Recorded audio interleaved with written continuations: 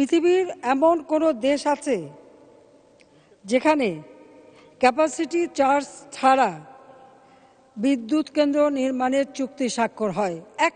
একটা দেশ দেখান।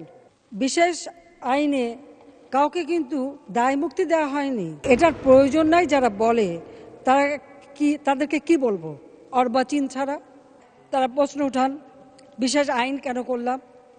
বিশেষ আইন এই জন্য করেছি, আমি তো ব্যক্তি খাতে সব উন্মুক্ত করে দিয়েছি।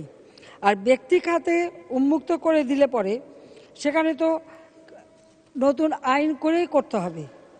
আর আমি যদি দ্রুত বিদ্যুৎ উৎপাদন করতে চাই, তা শুধু সরকার দিয়ে করলে তো হবে না, আমার ব্যক্তিখাত দিতেই হবে। আর ব্যক্তিখাত না দিলে তো কর্মসংস্থানও বাড়ে না।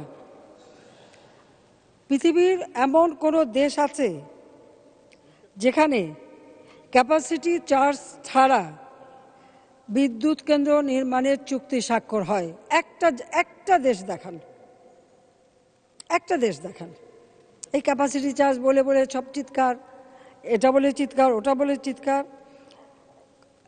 বিশেষ আইনে কাউকে কিন্তু দায়মুক্তি দেওয়া হয়নি, বরং বেসরকারি খাতে প্রথম বিদ্যুৎ কেন্দ্র করেছিল সামিত খুলনায়। তারা ওই বিদ্যুৎ কেন্দ্র সম্পন্ন করতে দেরি করেছিল। যে কদিন দেরি করছে প্রতিদিন $10,000 করে তাদের ফাইন দিতে হয়েছে, আর সেই ফাইন আমি আদায় করেছি। দায়মুক্তি আমরা দেই না, এটা মাথায় রাখতে হবে। কাজে ওই আইনে দায়মুক্তির কোনো ধারাও নেই, কিছুই নেই। এটার প্রয়োজন নাই যারা বলে তাদেরকে কি বলবো? অর্বাচীন ছাড়া। রূপপুর বিদ্যুৎ কেন্দ্র কেন করলাম এত টাকা খরচ করে? ওর কি প্রয়োজন ছিল? নিউক্লিয়ার পাওয়ার হচ্ছে সব থেকে ক্লাইমেট ফ্রেন্ডলি, কোনো দূষণ নাই। পৃথিবীর বহু দেশে এই পাওয়ার প্ল্যান্ট, সেই 62 সাল থেকে এই পাওয়ার প্ল্যান্ট হওয়ার কথা। পাকিস্তানিরা আমাদের ধোঁকা দিয়েছিল, 2টা পাওয়ার প্ল্যান্ট করবে বলে 2টাই নিয়ে গেল পাকিস্তানে, আর আমাদের সেই জমি পড়েছিল।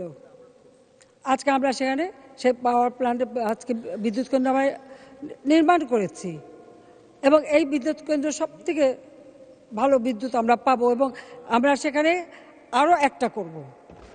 আমি আরও একটা করবো, ইতিমধ্যে আমি কথা বলেছি, ওখানেই আবার আরেকটা হবে। আমরা বিদ্যুৎ কেন্দ্র বহুমুখী করছি। এখানে সোলার প্যানেল হচ্ছে, বায়ু থেকে বাতাস থেকে উৎপাদিত বিদ্যুৎ আমরা শুরু করেছি কেবল। আমাদের গ্রিন এনার্জি দরকার, আবার কয়লা ভিত্তিক বিদ্যুৎ কেন্দ্র করছি।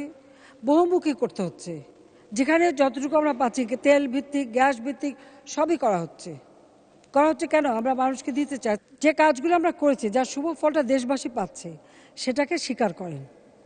কিন্তু প্রত্যেকটা কাজকে যদি প্রশ্নবিদ্ধ করার উদ্দেশ্যে করা হয়, হ্যাঁ, তাতে কি করতে পারেন? জনগণের কাছ থেকে কিন্তু আমাকে দূরে সরাতে পারবেন না। আমার একটা শক্তি হচ্ছে জনগণ, তাদের শক্তি নিয়েই আমি চলি। সেখানে একটা আস্থা সৃষ্টি হয়েছে জনগণের মাঝে যে আমি তাদের জন্য কাজ করি। কাজে ওই আস্থা, বিশ্বাসটাই হচ্ছে আমার একমাত্র সম্বল, আর এই সম্বল নিয়েই আমি চলি। এই জন্য আমি কাউকে পরোয়া করি না। যতক্ষণ আমার দেশবাসী আমার পাশে আছে, আমি কাউকে পরোয়া করি না।